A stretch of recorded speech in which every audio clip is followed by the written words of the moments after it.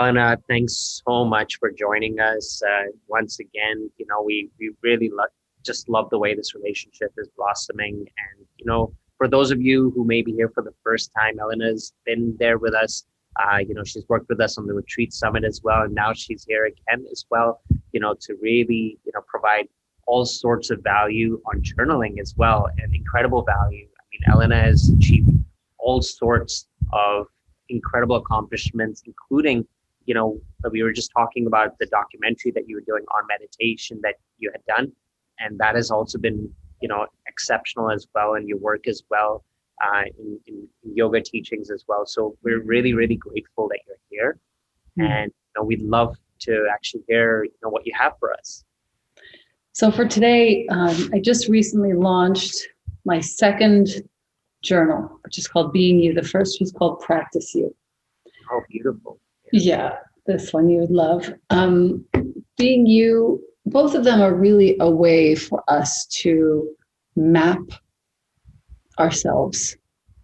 When you're going somewhere and at least before there was a phone with a map on it, you would go and you would buy a guide. I used to drive around LA when I was much younger, and I would have to have that, I think it was called the Thomas Guide. And it was like a thick book full of all the different areas and all the different roads, and you figure out where you wanted to go, and then you'd have to go searching through the pages. This is a compilation of watercolor paintings, fields of empty space, where each of us gets to write the Thomas Guide to ourselves. I walk you through the chakras as chapters. I am, I feel, I do, I love, I speak, I see, I trust, and I act. And we've added 2 chakras to the usual 7. Okay. When we walk through the book, what we find is that there are prompts that are feeling very affirmative and very much like, oh, I can't wait to sink into that. I'm going to make a collage on that page. I'm going to make a writing on this page. And then there are certain prompts that are very confronting. Patterns that I need to recreate, things that need to be said that haven't been said. A repeat from Practice You, some part of me knows how to heal this. So some of it is not so easy. It's not so flowery, but it's important that we spend this time. And I'll show you some of the pages. I can, of course, send you files of the pages so you can edit them in. But for example, just beautiful fields of color. Every now and again, you're going to see I've put washi tape all over my book because I'm a huge washi tape geek.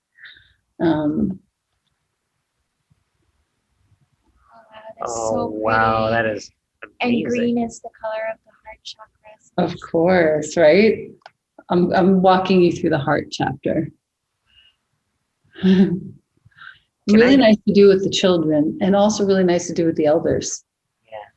The elders with whom we don't feel comfortable speaking, we can walk through this. Wow. And I really went out of the way on this, because publishing, a colored book alone is very difficult, but to get it to that point is incredible. Wow. Yeah, we work hard on these. Yeah, we can see that. I'm just really feeling it. And at the moment, I'm walking a group through. This is a nice one. I already have some of my own writing on here, but I am the custodian of my inner state. Oh, I love that affirmation. I knew you would. It's what's fun about it is I'm walking this group through a 9-week every Sunday yoga practice based on the book. We do yoga for an hour and a half, including meditation always. And then we do journaling for about half an hour and then some Q&A. So it usually goes a little longer than 2 hours. But to watch people open, and you use this word blossom, under the prompts of this book is one of the most satisfying things in my life that have ever happened to me. And I'll show you the last chapter, which is really interesting. Oh, this page you'll love, Ramja. Every thought I have contributes to love or fear. Wow. But the last chapter is really interesting. This book we had intended for it to be a kid's book. That's what I'm just thinking right now, because our kids would love this. Like, the kids love it, but Yeah. it's really for us. Like when you read the prompts, and even if you'll discuss them, even with a kid of 5 or 7 years old, solitude, patiently and silently returning home to myself. Wow. And when you talk about that with a child, it's like, oh, I have this whole world in here. Most kids, they're brought up in such a way and under such a duress that they figure out that they have a whole world within themselves out of necessity. They don't realize that they have a whole world within themselves to which they can turn anytime. So anyway, the last chapter we changed from I serve, which is how it was in the Practice You journal, to I act. That's some of my writing already. Wow. Not knowing that Mr. Floyd would be murdered, not knowing that there would be an entire movement toward racial equity, not knowing that we all desperately, we meaning white passing we's, we needed to learn about whiteness once and for all.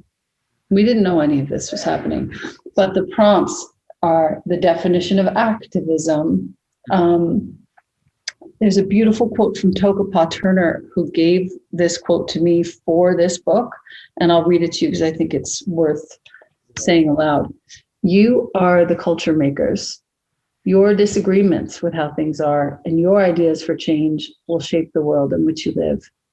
That process involves finding what you value most, devoting yourself to understanding it, elevating it, and joining with others in protecting it. Your voice and your ideas, joined with others, become the new culture. Gives me the chills. You know, when you think about all the ways in which all of us are learning now how to be better citizens of the world, how to be better friends, how to be better advocates for others. When you think about even the movements in cryptocurrency, like these ideas, our voices, they're becoming the new culture. Yeah. And Wow. we just had no idea that this would happen. This also was, you know, kids, but not for kids. I am perfect. I am not perfect. I am perfect. Wow, I love You know, I had such a good time making this book. Last one I'll show you is the definition of priority, and then a space to list your priorities right now. So it's practical and it's very heartfelt. I'm really proud of it. I feel like I just turned 50 last year, and I'm really proud of making something that's so playful and spacious, you know, and not so heady. Yeah, so thank you for giving me a space to share it. I really, really appreciate the time to talk to you guys. And oh, you're more than deserving, honestly. Like it's incredible, the kind of work you've done, and not just like really like the way that you've also shifted the space behind meditations. And you know, not even I think less than a decade ago, meditations wouldn't really be considered mainstream. You know, we honor and thank you for helping it become mainstream. So that's we've got to ask some things about this because. Well, I have a question, Elena. I really love the colors and illustrations. So could you just talk about art therapy a little bit? I know like you've done so much work with art therapy. Yeah, I was in college. Every single semester I was taking some sort of painting, drawing, or color theory class.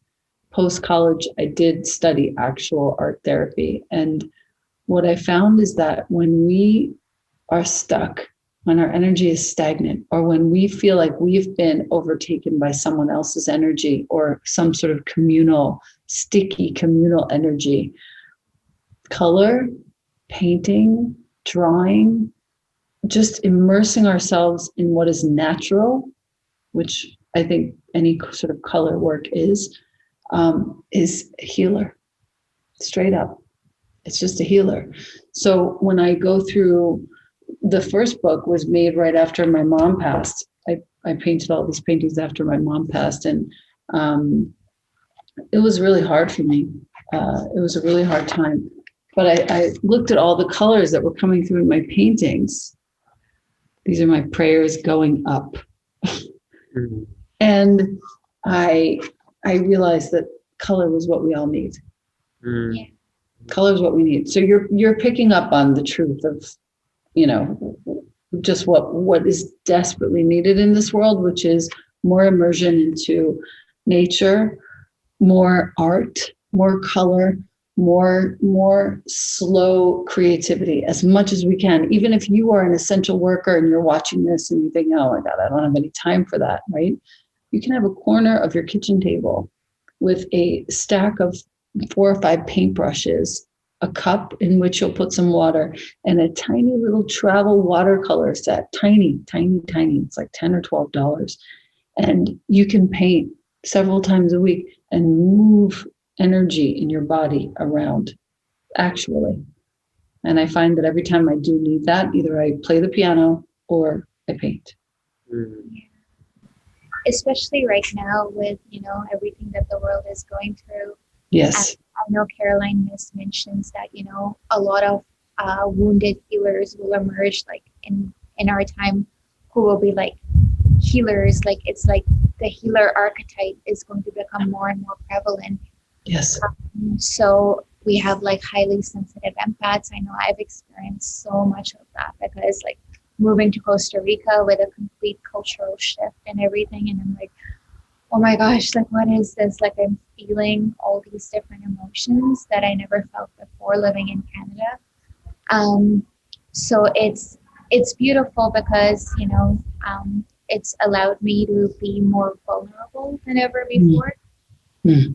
But I find that just like embracing the vulnerability and saying like, yes, like just kind of acknowledging that, like we all have that inner child. We all have that wounded healer within us. And just embracing like, like being a child, like, painting and letting yourself be. And like just, I love the title of your book because it's like being you, and I feel that the world really, really, really needs this right now. So thank you so much. Thank you.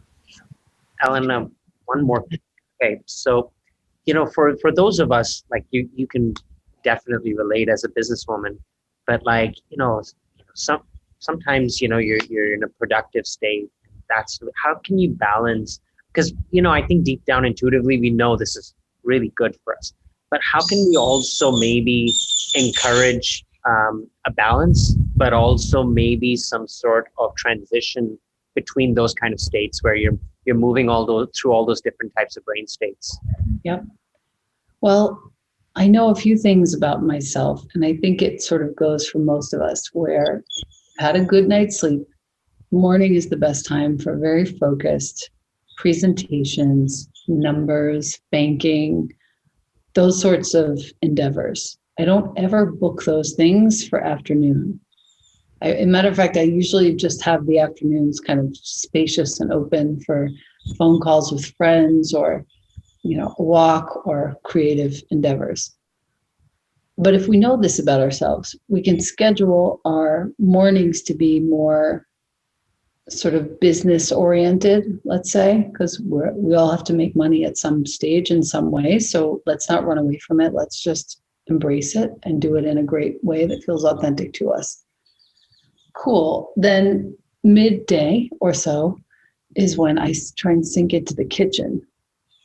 Now, obviously, I realize the amount of privilege that I have. I've worked very hard to create the life that I have. And I know that because I don't have to go out of my house to work, this is a privilege of mine. So I'm acknowledging that. In putting my hands into the sink and into the food middle of the day, that's my transition. To answer your question specifically, from all of the sort of business stuff, organizing, scheduling, presenting numbers into creative time. And so that's a good way for me. I was not born with a mom who cooked, so I taught myself. And I recommend strongly that if you're watching this and you're feeling like there's any stagnant energy in your body or in your life, it could be a really fun project to find one new recipe a week or two new recipes a week and just cook for yourself, even if it's just you in the house, and feel what it feels like to create with food, something that you want to eat, something that nourishes you. That nourishment is probably the most important thing we can give ourselves right now. And then transition into whatever it is. If you're reading, you're painting, you're walking, you're whatever you're doing to connect yourself with more of the heart space, more of nature. That's how I sort of run most days here. Thank you for answering. I really appreciate that. Yeah. Elena, Anything else? yeah, thank you. Like this is just, I mean, what you created over here. Honestly, I'm in awe. I was really excited to actually see what you have, and it's unbelievable. We're so happy. So then, how can people best apply, both of these books? If now all of a sudden they're getting what would be like the next steps in putting this to practice? If your intention is that. It's a very nice, good question. So let's say you are going through something right now and you don't really know how to solve it. And you know that it's okay not to have the answer. You know that it's going to be a moment before the solution or evolution comes clear to you. Think about, of these chapter titles: I am, I feel, I do, I love, I speak, I see, I trust, I act. Which one of those really stands out as what you need to cultivate? Cool. Once you know that, let's say it's I love. I need to practice more love. I need to soften. I need to reconnect with some person or some aspect of my community or my life. Good. So you go to the I love chapter, the green chapter, and you start to look through the prompts here. There's a whole prompt on worthiness. My worthiness was never stolen. I inadvertently disowned it. My capacity for self-love can be dimmed, but never taken from me. Okay, cool. That right there, that's it. Or whatever page you find that makes sense, dive in, write on it. See what it provides you when you've written for a few minutes, and know that you actually, truly, as corny as this sounds, as many times as you have heard this before, I hate to break it to you, and I love to break it to you, that you already have the answer. Within you, you need nobody else. This book and all of these little prompts are here to remind you and remind you and remind you again of that truth. And I imagine that's the intention that you fueled into the book as you had been creating it as well. So that intention and just passes through on anyone that receives it as well. That's absolutely right. It's not about, none of this is about me. I have to promote it and I have to talk about it because it's some of my favorite work. I love this whole body of work, but it is actually about the reader. It's about what you watching this will create in these pages. What problems you will solve in your family, what things you will evolve in your life through your own writing, your own understanding. So I love making work like that because, and most of my work is like that, it requires a collaboration on the part of the viewer or participant, or in this case, reader, and me. It's not just me. So then, Elena, I imagine, what we can do is as well, like make sure that it's easier access to wherever this video ends up. Like we'll make sure of that it's available everywhere. But then how can a person get their hands on it as well if they want to look for it as well? What are the plans for having it available? So it's out. It's officially launched just as of a couple of weeks ago. You can find it wherever you love buying your books. And then if you want to be part of the practice circle where we're practicing with each chapter, it's happening live now, but I'm purposely creating it so that every single practice lives in this portal and you can practice anytime. 9 practices, and that is at elenabrower.com, and you can find that under Practice Circle. Perfect. Yeah. And we're going to make sure these links are available everywhere. Awesome. There's going to be, so people will be able to find it as well. Thank you so much.